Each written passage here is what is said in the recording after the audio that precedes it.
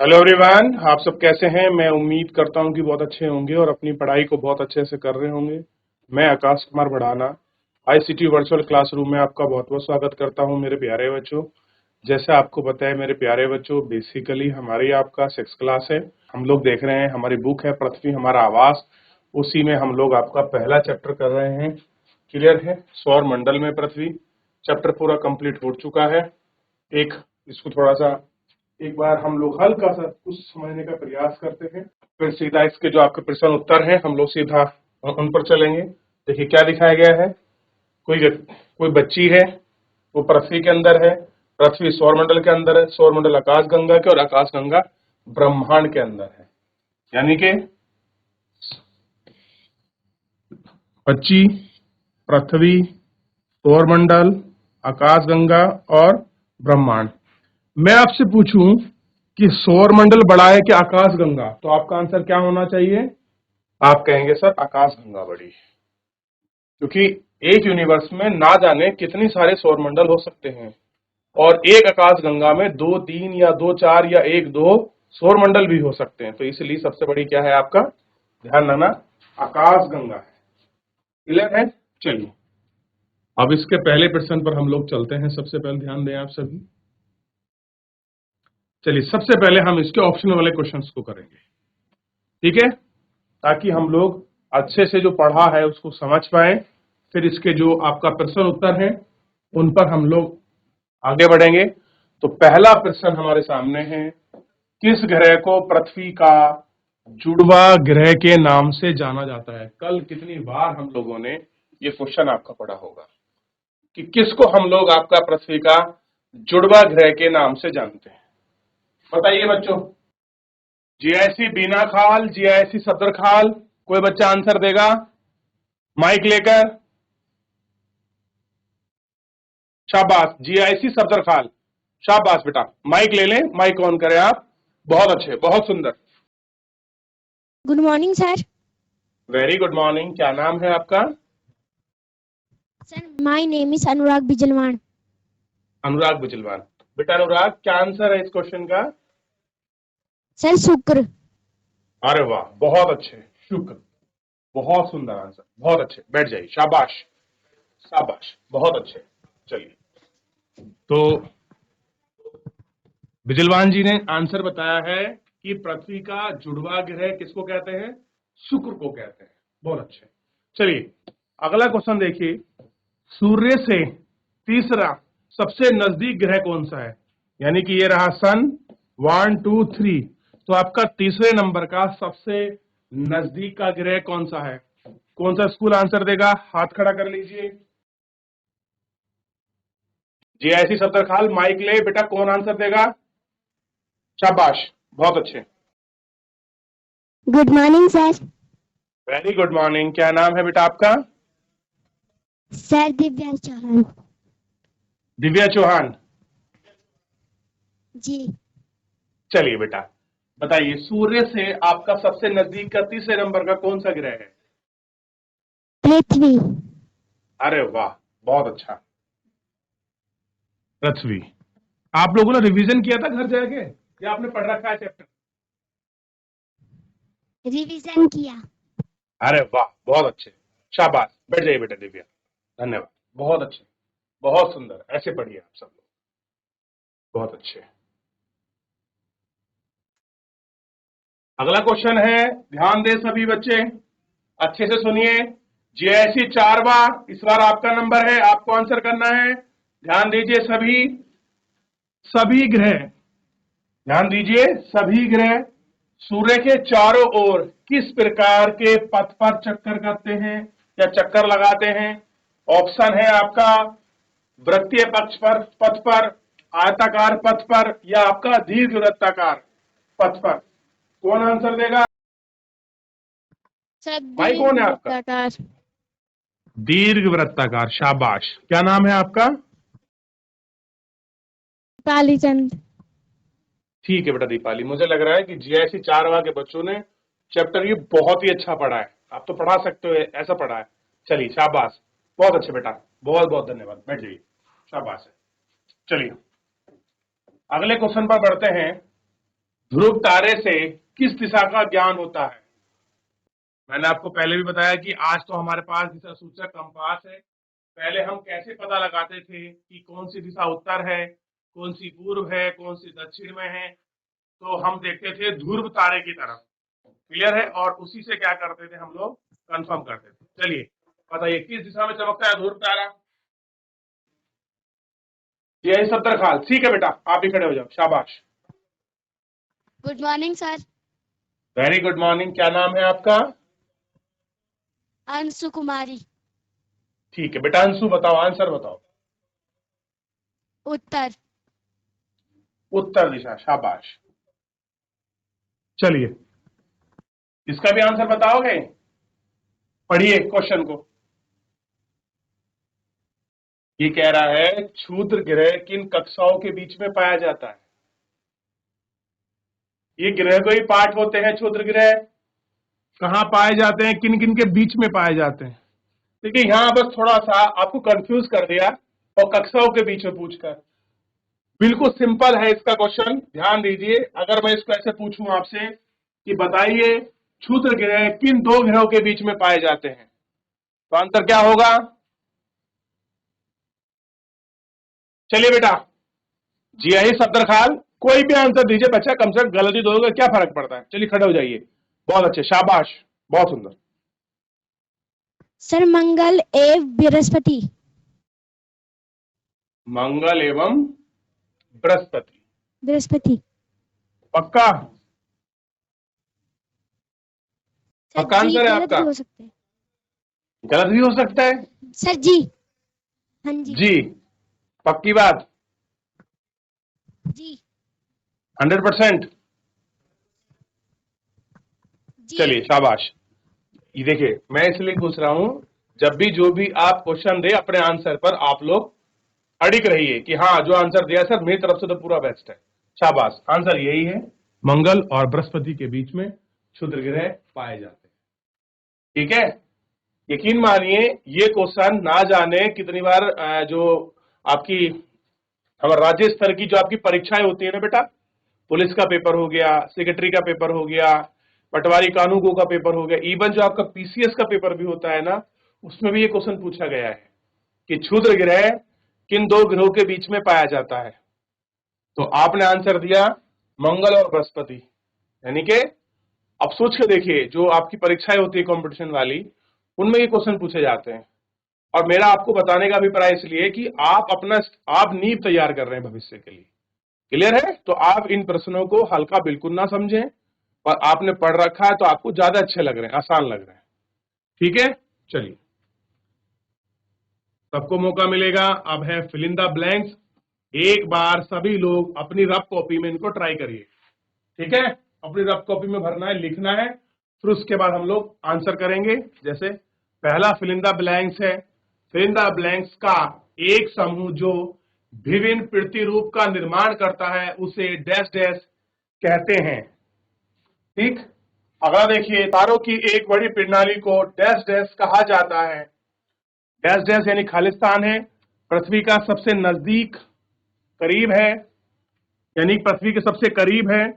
अगला dash dash सूर्य का, सूर्य से तीसरा सबसे बड़ा नजदीक ग्रह कौन सा है? अभी ये क्वेश्चन हम लोग कर चुके हैं।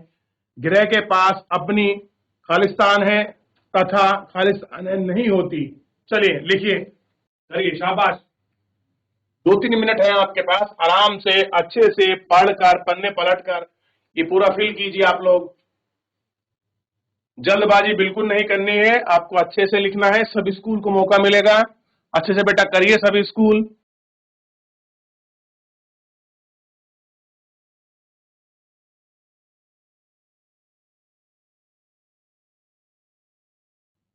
चलिए जीआईसी सफदरखाल, बहुत देर से हैंड रेस कर रहे हैं बच्चे, आपको ही मौका देते हैं। जीआईसी सफदरखाल। सर। जी सर, बताइए। सर तीसरे तीसरे का सूर्य है। तीसरे का सूर्य है, पृथ्वी के सबसे करीब है सूर्य। सूर्य। चलिए अच्छा, और पहले का बताइए, सर पहले का कौन चौथे बताएगा? का पृथ्वी। सर अ, चौथे का अ, पृथ्वी। यहाँ पृथ्वी लिखना है। चलिए, जी। यहाँ मैंने पृथ्वी लिख दिया। चलिए, ठीक है। और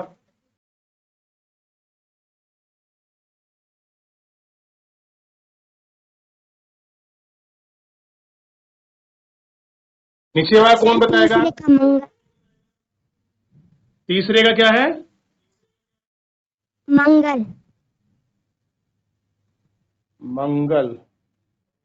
यहां पर लिखना है, यहां पर लिखना है। पहले पूरा क्वेश्चन पढ़िए।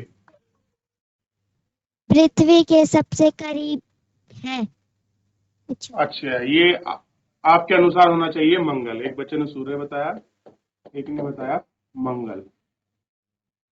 ठीक है, चलिए। और चलिए, जल्दी बताओ। चलिए डिस्कस कर ले सारे आपस में। बेटा माइक ऑफ करोगे तब भी पता लग जाएगा। चलिए, देख लिया, आगे बढ़े। और कोई बच्चा? चलिए, थोड़ा सा एक बार देख लेते हैं। देखिए, ये गलत है मेरे हिसाब से, तो देखने का प्रयास करते हैं और समझते हैं क्या कुछ आएगा। अगर मैं कहूं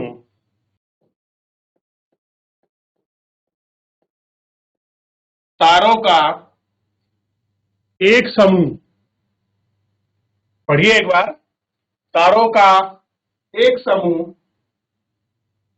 जो विभिन्न प्रतिरूप का निर्माण करता है, उसे क्या कहते हैं? इसको मैं बच्चों यहां थोड़ा सा यहां लिख रहा हूं ऊपर, क्योंकि जगह कम है।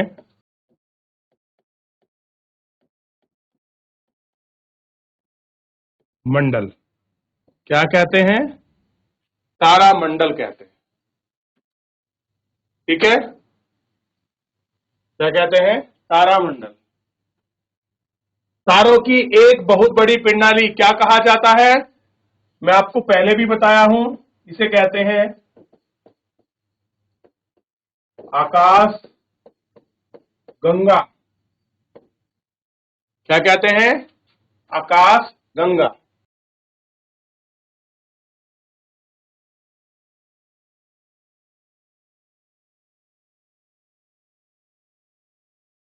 क्लियर है? पृथ्वी के सबसे नजदीक है या करीब है। ना तो उसमें ग्रह की चर्चा की गई है, ना किसी की चर्चा की गई है। क्वेश्चन पर ध्यान दीजिए। तो सबसे नजदीक कौन है पृथ्वी के? आपको पता होना चाहिए, चंद्रमा पृथ्वी के सबसे नजदीक है। बेटा सूर्य तो बहुत दूर है, लगभग 15 करोड़ किलोमीटर है। इतना तो आपको पता होना चाहिए। हाँ, ये आंसर सही है कि पृथ्वी सूर्य का तीसरा सबसे नजदीक का ग्रह है, क्योंकि इसको हम लोग कहां कर रहे थे अभी? कहां गया क्वेश्चन? ये कर रहे थे, ये किया था ना। ये क्वेश्चन इसमें था ऑप्शनल में, और बाद में हमारा ये हमको कहां मिल गया था? इस तरीके से हमको यहां मिल गया था। क्लियर है? जी ऐसी सत्तरकाल बेटा क्लियर हो गया ना? ठीक है, अब चलिए अगले क्वेश्चन पर बढ़ते हैं। क्वेश्चन है, ग्रहों के पास अपनी खालिस्तानें तथा खालिस्तानें नहीं होती है। तो आपको पता होना चाहिए, उष्मा तथा प्रकाश जो होता है ग्रहों का अपना नहीं होता। ये किसके प्रकाश से चमकते हैं? सूर्य के प्रकाश से चमकते हैं।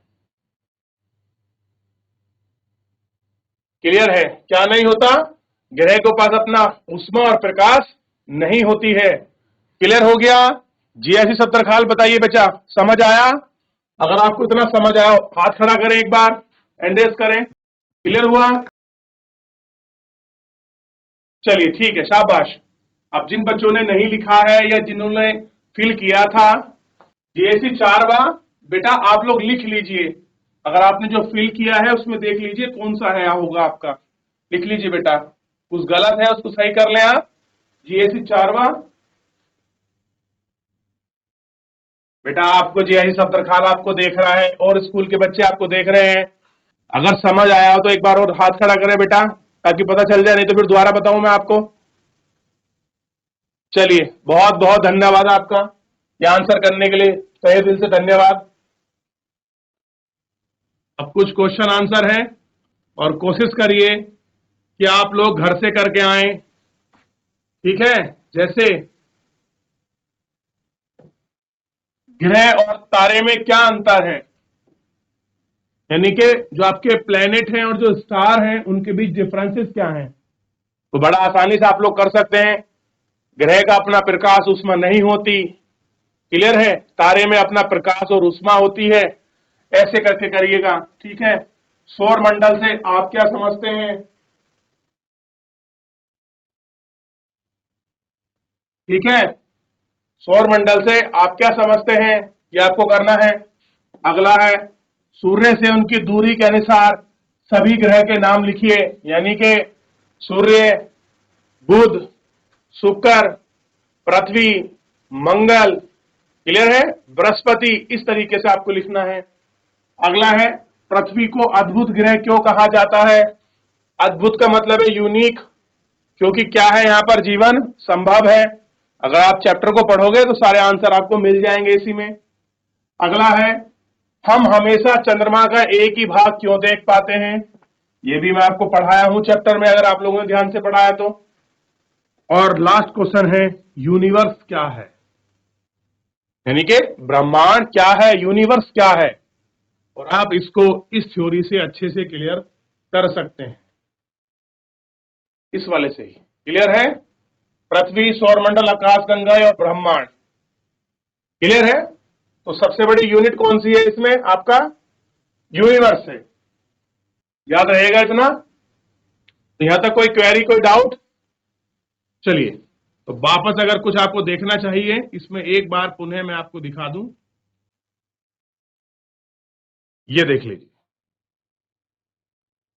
क्लियर है। और आप लोग अगर घर से करके आएंगे तो नेक्स्ट जो हमारा लेक्चर होगा अगले वीक, उसमें हम, अगर आप कहोगे, ऐसे क्वेश्चन आंसर करा देंगे, नहीं तो फिर आपका अगला चैप्टर ले लेंगे। क्लियर है। तो मेरे प्यारे बच्चों, फिलहाल आज के लिए इतना ही, मिलते हैं नेक्स्ट लेक्चर में। तब तक अपना ध्यान रखिए, स्वस्थ रहिए, अपनी पढ़ाई को बहुत अच्छे से करते रहिए। मुझसे जुड़ने के लिए आपका बहुत बहुत धन्यवाद।